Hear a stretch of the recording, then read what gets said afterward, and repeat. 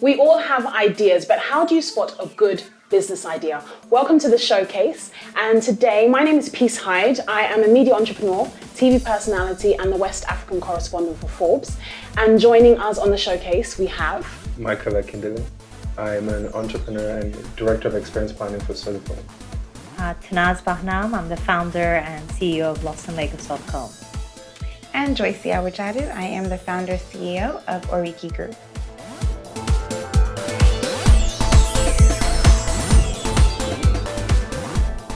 So the idea and the great business idea, they're two separate things.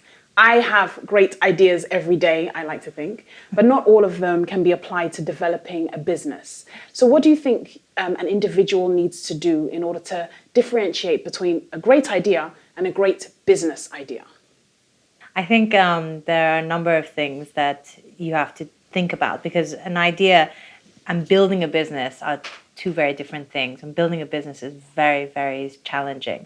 It's true. I noticed when you introduced yourself as the Lost in Lagos, I've seen those white boxes all over the place. So then that's how I resonated with, oh, I know that business. Yeah. So I think a good way of also knowing if your business is a great idea rather than just a random fleeting thing is how does it impact your customer or your customer base?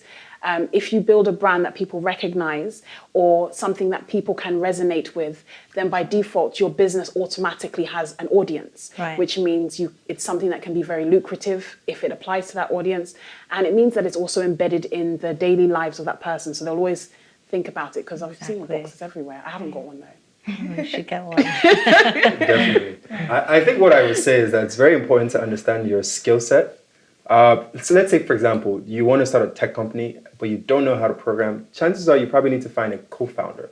So if your strong point is you're very good at sewing, it's probably best for you to try to find something that's close to your skill set. Let's say, for the case in point, I love robotics. I know absolutely nothing about robots. Chances are I probably shouldn't start that business. So because one, I don't know enough about robots. It's going to cost a lot of money. And you also have to think through how do you get your business up and running? Because from the point you have an idea, it's very important to just start. The best way to start is to literally just start. But I think for a lot of entrepreneurs, they have an idea, they sit on it, and then they find out that, oh, wow, I had that idea. I saw someone doing it. So a lot of times, spotting a good business idea, one, is find a way to start, get some experience, get some research, ask people a lot of questions, look out to mentors, and then sort of along the way, you figure out whether or not it's a good idea. I'd also add that I think in spotting a good business idea, it's important to also test the idea. I believe ideas come daily, especially in a part of the world where we are developing and we're striving and we're growing and we're burgeoning. It's quite important that although we think of good ideas, we also test the possibility and the feasibility of them. And what I mean by that is actually doing market surveys, actually finding out, through mentors, through your target market, if it's something that would sell. When I first moved here, I remember thinking that customer service business would be so great because I noticed that there was a big issue of customer service. So I went around to owners of businesses and asked them, would you pay someone to come in and train your staff? And at that time, 3 years ago, nobody was interested. And the reason was, our customers don't demand. They still come to patronize us. But now, today, it's changed.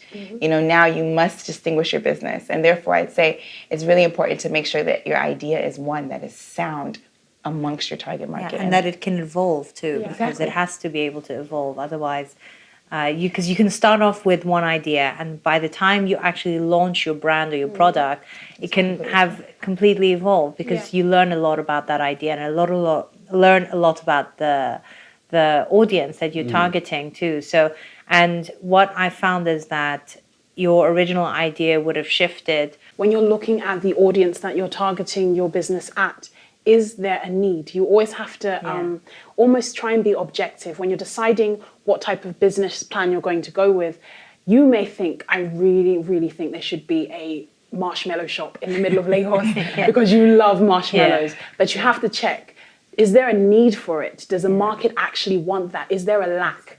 Because if you end up investing your time, your money, your resources into building an amazing concept, if there's not a market that needs it, Yeah. if there's not a demand, then you've wasted your time royally. I think it's extremely important to really understand what the target audience is and feedback. I think doing research, it's very important. And I think a lot of people underestimate the importance of actual money. The whole purpose of starting a business is that it has to make money. If the business isn't making money 2 years into it, 3 years into it, perhaps you probably need to look at your business model, probably just think through how can you change it. Look at your skill set and ask a lot of questions. Yes. Ask a lot of questions and then really look at the numbers. The numbers, if you don't know the numbers of what it takes to actually run your business, chances are you're not going to be very successful because one, you're going to run out of money and then you're going to start making rash decisions.